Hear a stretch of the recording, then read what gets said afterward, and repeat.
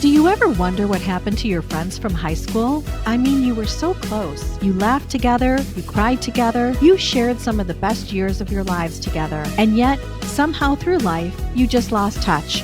Now it's time to relive those moments once again. Introducing the podcast that takes you back in time to the place where it all began. This is Class Reunion. We're bringing you all the gossip, secrets, and scandals from your high school days that you won't want to miss. Join us as we catch up with old classmates and dive into the wildest stories from our high school days. From those legendary parties to the infamous cliques, we're spilling all the tea on who's who and what really went down. So grab a seat, turn your volume up, and get ready for a trip down memory lane.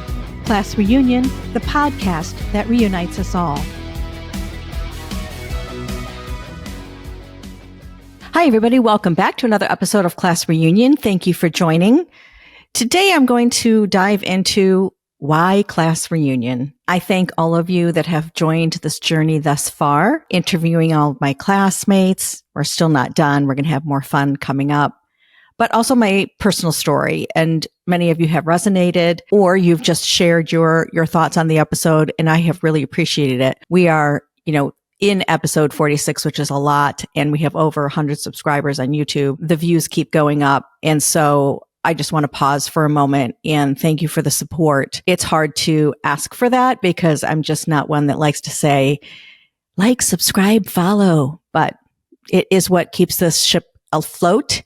And I greatly appreciate it. I have big plans for Class Reunion. And so I do value your support as we move forward and open this up to a broader audience, because I think that a lot of this has resonated thus far with our generation. And I think we rock. So we should continue to share our stories. So a Class Reunion came about in I had shared with you in a couple of episodes back that when my father passed away, it was all during that 2020 era, 2021 early. And now both my parents were gone.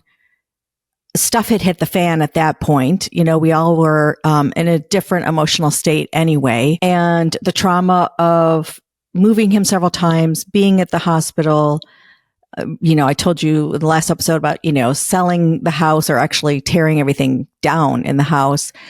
It had just reached a peak for me, both physically and emotionally. I was starting to get very sick at this point. I was producing cortisol for all of the United States and in a toxic work relationship. And you name it, it just was coming to a head. But it did allow me the opportunity to pause and educate myself and take some time out to figure out where I go from here. And I had been following a woman named Shay Rowbottom. She's on LinkedIn. I had been looking on LinkedIn. I used it as a source of, job hunting or connections and she was somebody that I just connected with, and she was sort of in the same place that I was. She was wanting to build her business, but had some of her own demons that she had to work through. And she created this group that was specifically for understanding and learning about narcissistic parents.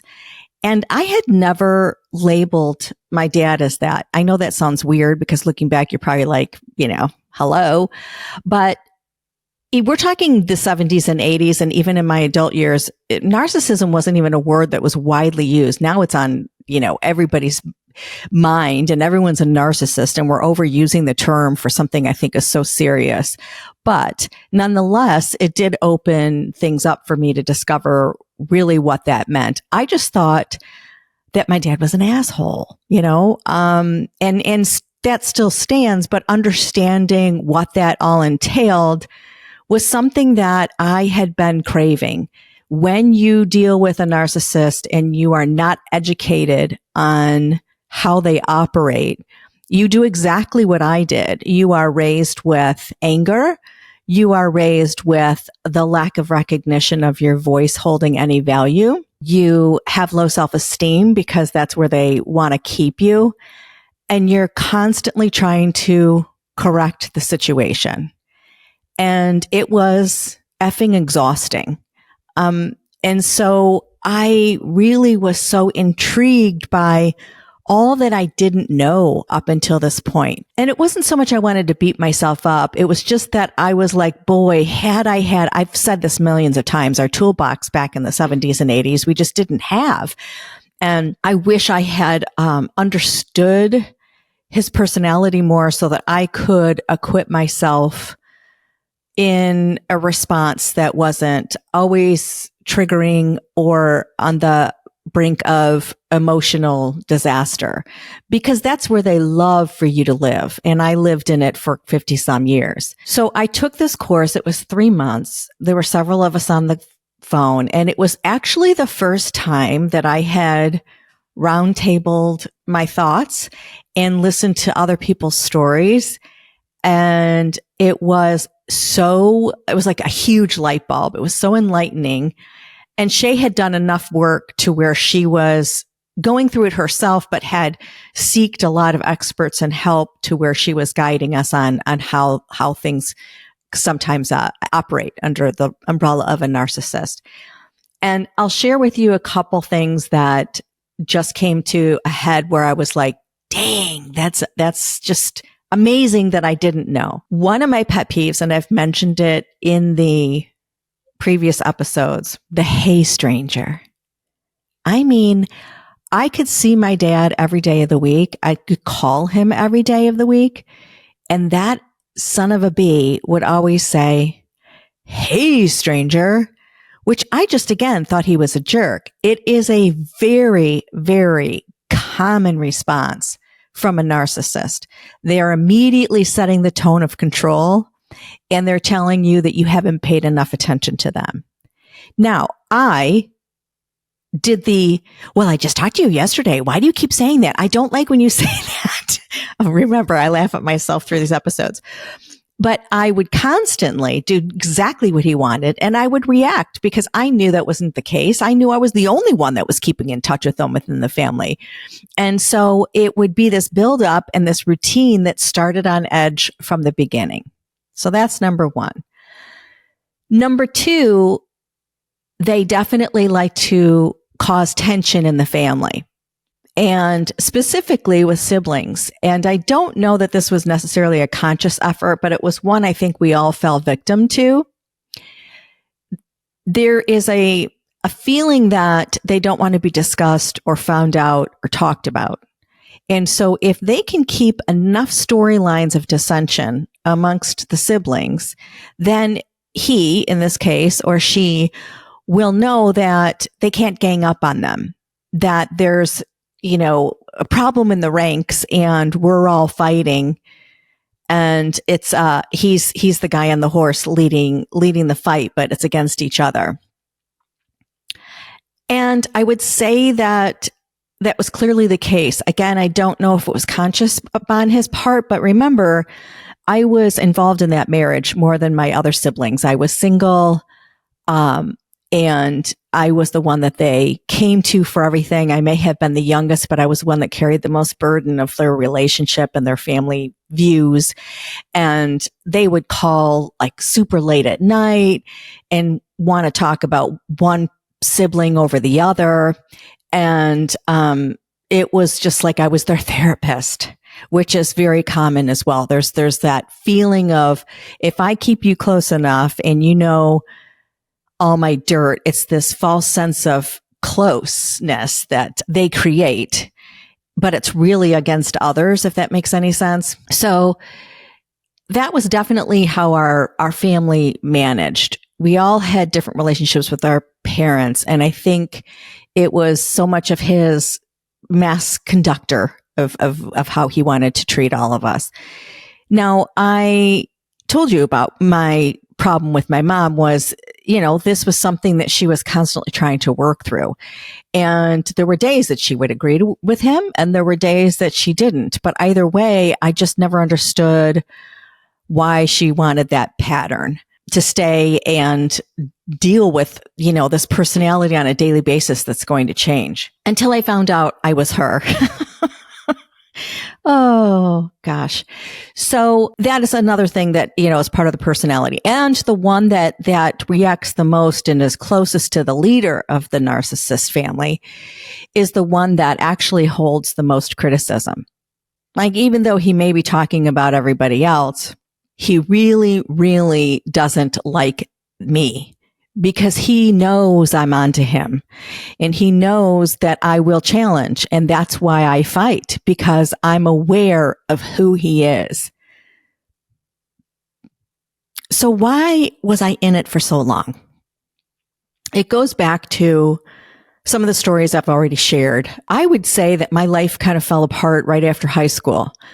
It was when I was really paying the price for a lot of what was going on in my family. And it was coming to a head. And even though I was trying to become independent, they were really still keeping me under their wing. I've talked to you about, wanting to go into marketing. And then my dad said, you can't do that. That's what your father does. It's too hard. So even though I was away at college, there was still this control that was happening.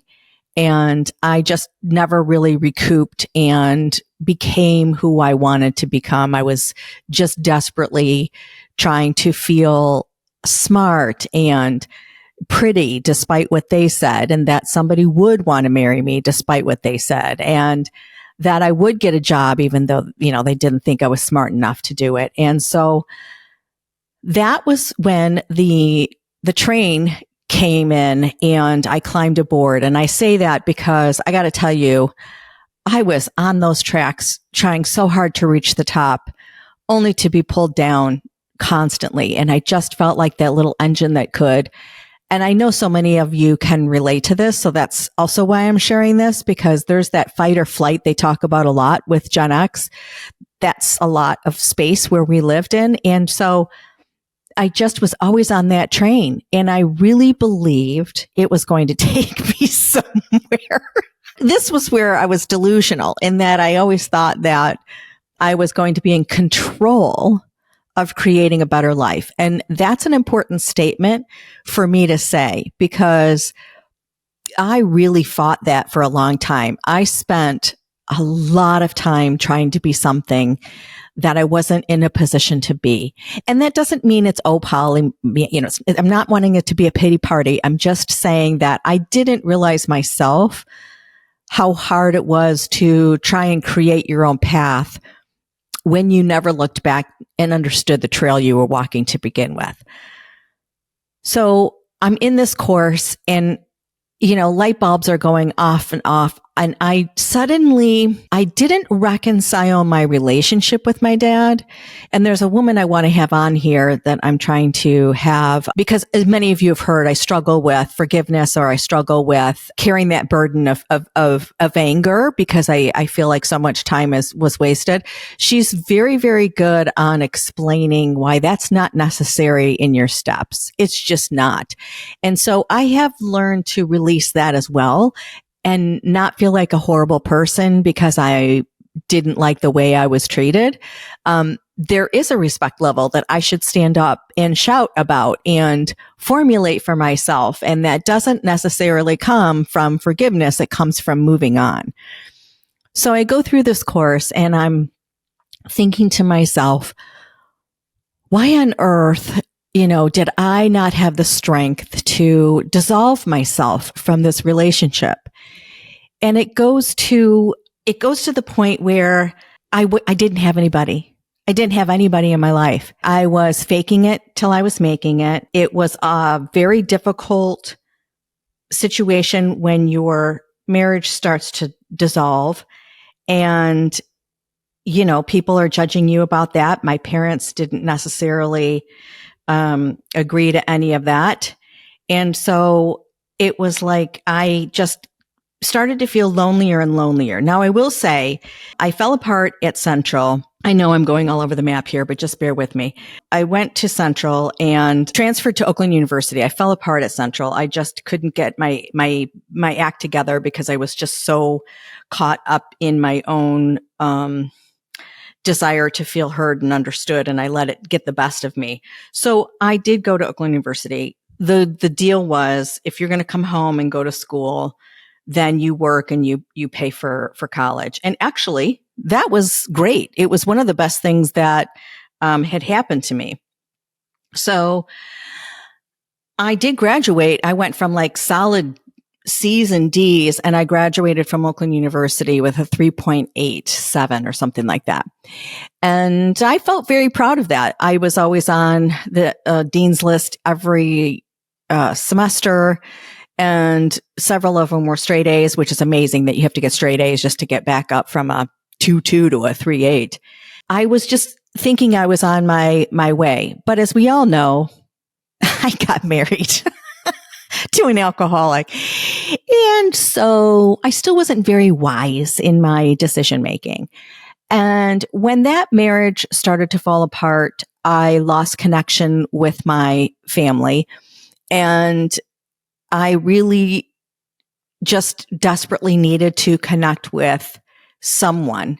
And it ended up being my parents. There was a whole relationship gap that happened with my ex-husband's side of the family as the divorce went on and he remarried, and we went to court all the time, trying to say you can't park in my driveway or you can't do this, or it just was so bad that I knew there was never going to be a community. This was not someone that was going to co-parent. It was going to be vitriol from start to finish after he got remarried.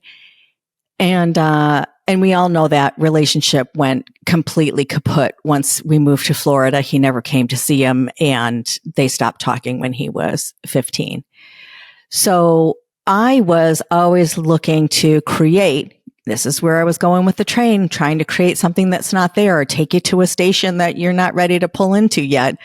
I really wanted so much of like a Norman Rockwell life. I wanted to create the best circumstance. It's why I wanted to adopt. I went through adoption. If you recall, I was doing all of these things. I wanted to buy a house, which I did because I thought I was going to have 2 children, which I didn't. And I worked my ass off in software sales to become a manager, which I did, but I was working all the time, which sucked. And I suffered through 08 and 09, and I lost a lot of income, short sale my house, blah, blah, blah. Check, check, check, check. All of these things that it was like the engine, it was, I couldn't put enough fuel in the fire to keep the train moving. And I was taking all different wrong station stops and was really left with nobody. And, by the time we came down to Florida, I needed them. Like, they were the only semblance of family for me throughout the time of me raising Joe as a single parent. And they showed up at baseball games. And so from the outside point of view, there seemed to be a normal relationship with the grandparents. And I hated it. And we still fought, and all of those situations still occurred. And the questioning of what I was doing with my life, and why wasn't I remarried, and why am I not wanting to find a man from the country club or automotive company. You've heard all of that. It was just constant. It was it was still my looks. It was still, why aren't you remarried? Why, why? And yet I stayed because it was all Joe had. And I'm going to read you something that's really going to put an end to this discussion. And it's also going to let you know why I did what I did. So, delivered to my son's work after his father had passed away was an envelope from his former uncle, who, mind you, was the lawyer of his dad, Jay Pepper, and sent it to work for him to read in the middle of a workday. That said, I have a child from a previous marriage, Joseph Daniel Pepper, who will receive nothing from this will or through my trust, including any exempt property, family allowance, or statutory rights he would otherwise be entitled to, specifically but not limited to any rights set forth. Let that sink in. So my level of protection for this child to feel normal, loved, and not rejected was an obsession. He knows it. I've talked about it because I felt it. And it's amazing how I may not have been the narcissistic parent, but the pattern of rejection had trickled down to my son as well. And we became two wounded souls in Florida. There were job losses. There was my mom's leukemia. There was things going on in other family members' lives that we wanted to support and deal with. But how hard our life was just never on anybody's radar. And that is why I stayed. I was willing to take the beating to provide what I thought was some semblance of family for my son, who deserves so much more than I could give him. And so I know why I did it. I just physically and mentally suffered far later in my life than I should have, because I didn't know what I didn't know. I didn't know how to tactfully deal with a narcissist. I didn't expect this. Sorry, guys. And so I was like, gosh, I need to correct this. And,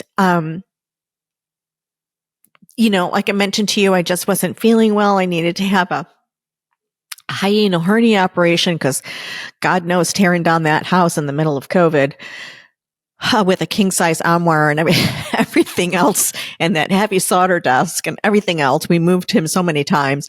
It didn't seem, and I moved so many times, within downtown Tampa. It wasn't, it was very plausible that I would have a hiatal hernia. But I went down the path of it's uterine cancer. It's this, it's that. It's, they start you in the coffin and then they work their way out to something that's simple, like a hernia operation. And so by the time that it had taken place and I had severed ties with my toxic work environment, I moved to Naples and said, who the hell am I? Like, seriously, who am I? And I thought back to my life kind of fell apart after high school graduation. And so how do I go back and find that girl, even though she was dealing with a lot of stuff at home? I know this is going to sound really silly, but us Gen Xers will understand. Riding my bike was a thrill. Creating plays in the backyard was a thrill. Playing soccer with my friends and sleepovers and laughing and Bobby Sherman records and Donnie and Marie and the nights that we would all gather and watch The Wizard of Oz, tents in the backyard. All of those things were part of my happy space. And you, my classmates, were all a part of that. And I thought about my son and I thought about how I tried so hard to make things normal that you fail for sure. I mean, we're super, super close, but you can't do it. You just can't. You can't put whatever that is, a square into a round hole. And although moving to Florida was the best thing for us at the time, it's hard to relocate and it's hard to build those relationships that you have as lifelong friends. And he didn't have the experiences that I did from Evergreen to Berkshire to Groves. He didn't have those connections. He created a few, but he did not have the upbringing that I did.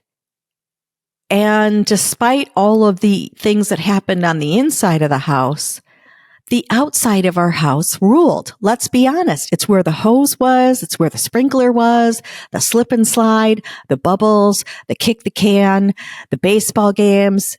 Everything was outside and we loved it. And we learned and we had fights and we had relationships and we had breakups and we had highs and lows and we rode the bus together. And it made me just decide to do class reunions so that I could go back and reconnect with those memories and have something to leave for him.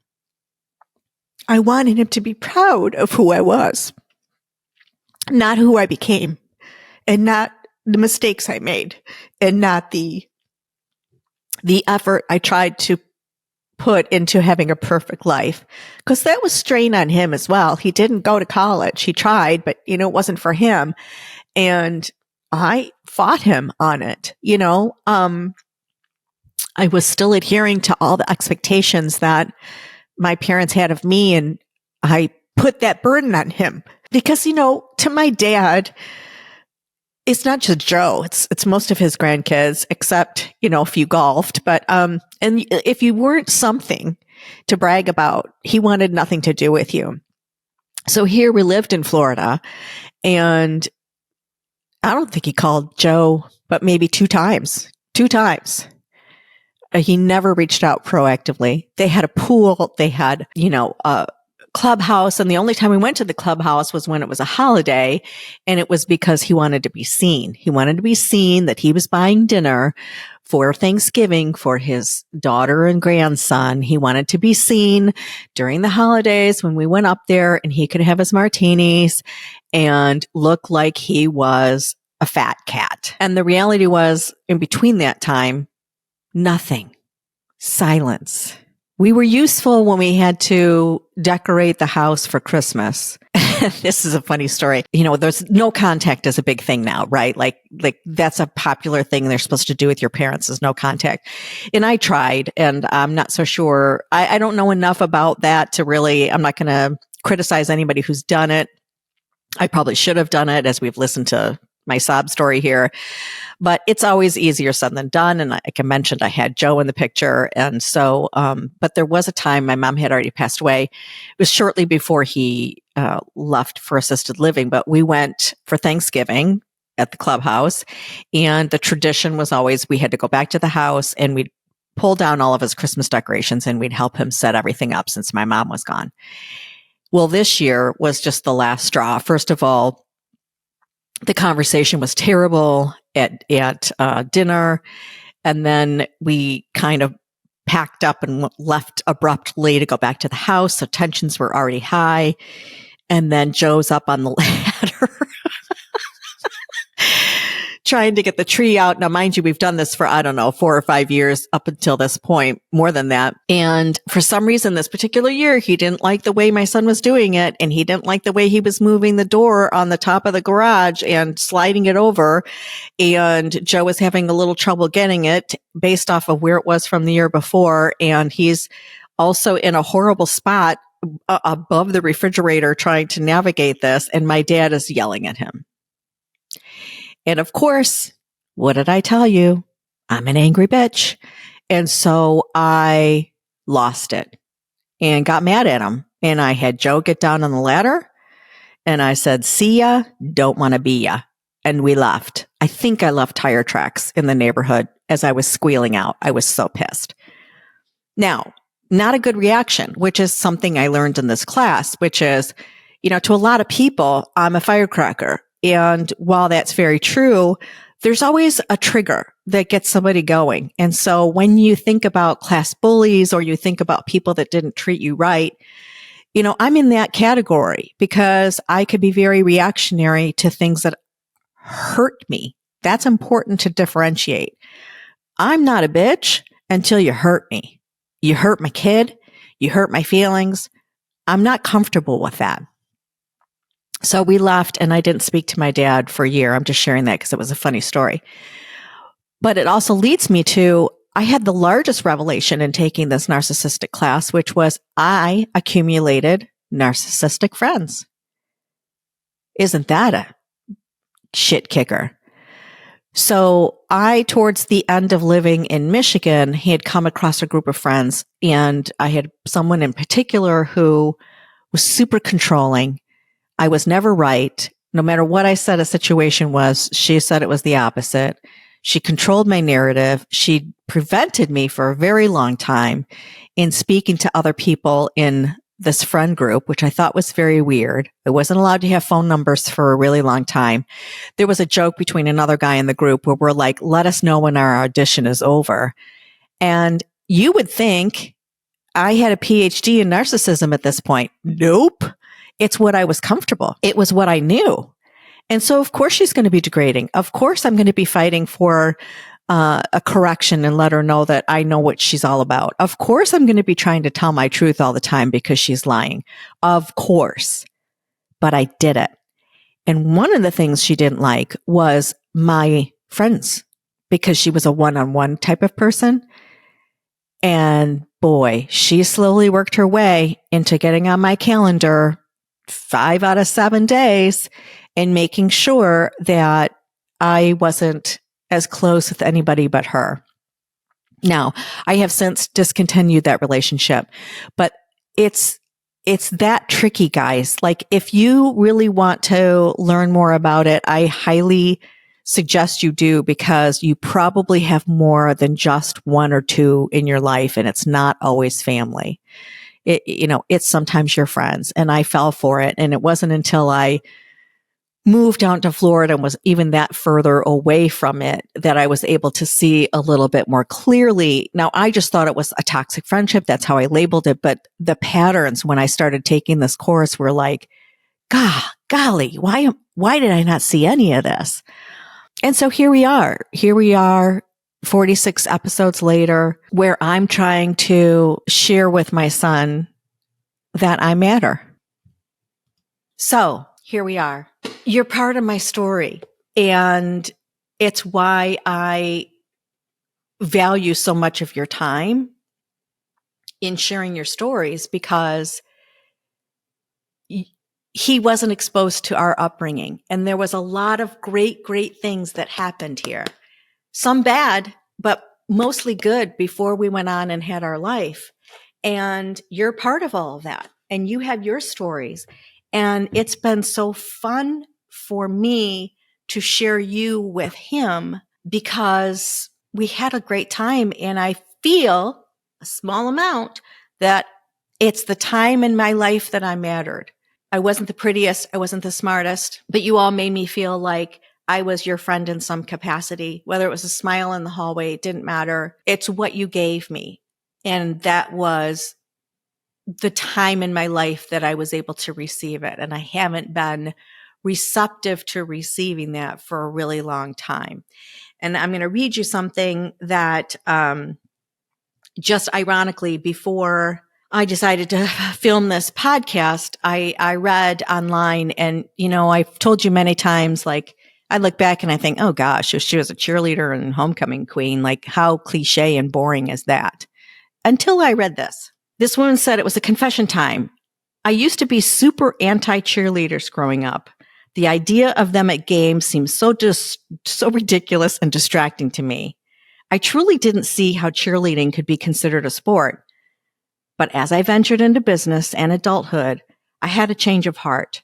I now understand the power of having someone in your corner, cheering you on, and speaking belief into your life.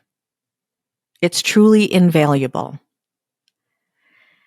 So I felt like that spoke to me, because we should be each other's cheerleaders.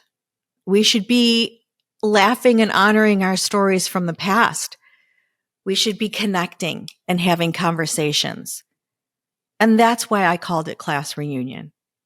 Now, the irony, which I have gone back and forth 100 times, is yes, I am having my 40th class reunion this year. And I fought with the name in my head for a really long time, but I will continue to do class reunion after August, because it encompasses more than just our class, our stories, Birmingham Groves. It's everybody in Gen X. It's everybody who has a story to tell. And I, for one, would love my son to hear all of yours. And so that is why I called it Class Reunion. Thanks for joining. We'll see you next week. Make it a great one. All right, friends, that's it for this episode of Class Reunion Podcast. Thank you so much for listening. And if you enjoyed this episode, please subscribe to the show, write us a review, and share this podcast with a friend. Until next time.